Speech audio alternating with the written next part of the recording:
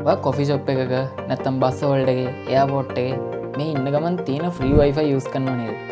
ඉතින් මෙහෙම free Wi-Fi use කරලා ඔයාගේ බැංක් ඇප්ස් වලට ලොග් වෙනවා, මේල්ස් වලට ලොග් වෙනවා, වැදගත් ඊමේල්ස් බලනවා. ඉතින් මේ දේවල් ඔයා කරනකොට ඔයාගේ ඩිවයිස් එක දිහා තව කවුරු හරි බලන් ඉන්නවා කියලා ඔයාට හිතෙන්න.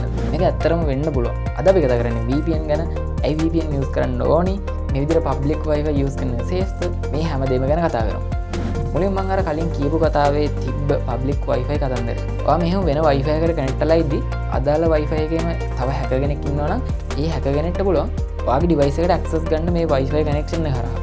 ඔයා වැඩි කෑ කරන්නේ නැත්නම් ඔයා වැරදිලා හරි මේකට අහු වුණොත් ඔයාගේ ඩිවයිස් එකේ තියෙන ඩීටේල්ස් එයාටත් ගන්න පුළුවන්. VPN කියන කතන්දරය කොහොමද මෙතෙන්ට ඇඩ් වෙන්නේ? ඒක කතා කරන්න කලින් අපි බලමු මොනවද මේ VPN කියන්නේ කියලා.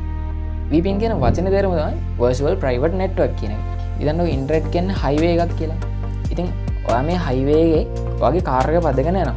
ඉතින් වටේින් හැමෝටම දකින්න පුළුවන් ඔයා මේ කාර් එකේ මේ හයිවේ කියන්නේ මෙන්න මෙහාට තමයි ඔයා යන්නේ. මේ හැමදේම හැමෝටම පේනවා.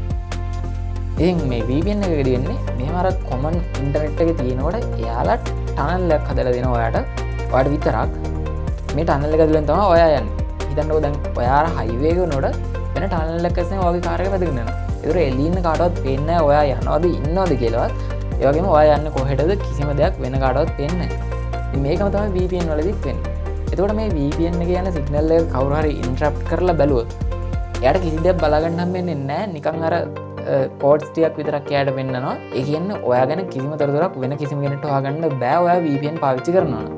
ඒ කියන්නේ ඔයා ගැන මේ වගේ තොරතුරු දැනගන්න බෑ වෙන එළිය සෝස් එකකට VPN පාවිච්චි කරනකොට. මෙන්න මේක තමයි VPN පාවිච්චි කරන්න මේන් රීසන් එක වෙන්නේ. අපි නෝ ටොපික් 2 වලට. ලොකේෂන්. මේකට තමයි ගොඩක් අය කැමතිම පාර්ට් එක. අපිට පුළුවන් VPN පාවිච්චි කරලා අපේ තියෙන කරන්ට් ලොකේෂන් එක වෙන තැනකට මාරු කරගන්න. මේක වෙන්නේ මෙහෙමයි. ඔයා ඉන්ටර්නෙට් එකදී ඔයාට හම්බ වෙනවා IP එකක්. මේ IP එකෙන් ඉන්ටර්නෙට් එකට කියනවා ඔයා ඉන්නේ මේ රටේ මෙන්න මෙතන. ඒතර ඒකට අදාළ දේවල් විතරයි පෙන්වන්නේ. ওই වගේ දේවල් ටිකක් තියෙනවා. ඉතින් අපි VPN පාවිච්චි කරනවා කියලා කරන්නේ වෙන රටක තියෙන මේ VPN ලගේ සර්වර් එකකින් අපි IP එකක් බරව කරගන්නවා. එතකොට දැන් අපේ IP එක අපි අර ගත්ත IP එක එතකොට හරියට නිකන් අපි ඉන්ටර්නෙට් එකට ප්‍රසන්ට් වෙන්නේ ඒ අදාළ රටේ හිටියා වගේ.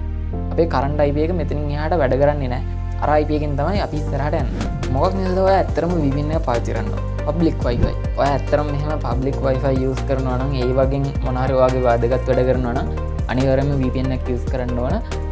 මේක ඔයාගේ සේෆ්ටි එකට වැදගත් වෙනවා.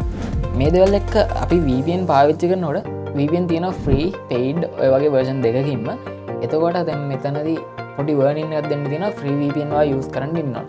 මම මේ කියන්න යන කතන්දරය ගැන මම කලින් කරා antivirus free versus paid කියලා වීඩියෝ එකක්. මේ වීඩියෝ එකත් මම මේ කතාව කියනවා. ඉතින් ඒක බැලුවේ නැත් channel එකකින් බලන්න පුළුවන්. වැඩේ තමයි ඔයා free version එකක් යූස් කරනවා නම් ගොඩක් දුරට මේ සමහර companies ඔයාගේ personal data sell කරන්න ඉඩ දෙනවා. ඒතර මේ data වෙන advertising companies වලට sell කරන්න ඉඩ දෙනවා. ඒක risk එකක්. ඒක නිසා free VPN පාවිච්චි කරනවා නම් එතනදී අර responsible හොඳ එකක් පාවිච්චි කරන්න ඕන. එහෙම නැත්නම් හොඳම දේ තමයි paid VPN එකකට යන එක. මෙහෙම paid VPN ගද්දී එතනදී අර හොඳම VPN ටිකක් ඕනනම් මම කියන්නම් NordVPN, Express VPN, Notion VPN, Proton VPN මේ වගේ ගොඩක් හොඳ VPN තියෙනවා. ඉතින් මම මේ වගේ links ටිකක් පහලින් දාලා තියෙනවා. ඔයාලට ගිහින් බලන්න පුළුවන්. මේ වගේ free trial එහෙමත් ගන්න පුළුවන්. paid එකක් use කරන එක මම recommend කරනවා. මොකද ඔයාගේ personal details leak කරනවට වඩා $2-3ක් ගෙවලා paid VPN එකක් ගන්න එක හොඳයි. මම කියන්නේ VPN use කරනවා. ඉතින් මේක තමයි VPN ගැන කතාව. ඔයා කැමති VPN එක අනිවාර්යෙන් පහලින් comment එකක් දාගෙන යන්න.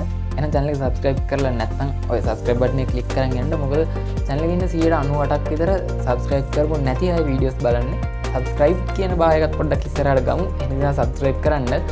එහෙනම් see you in the next one.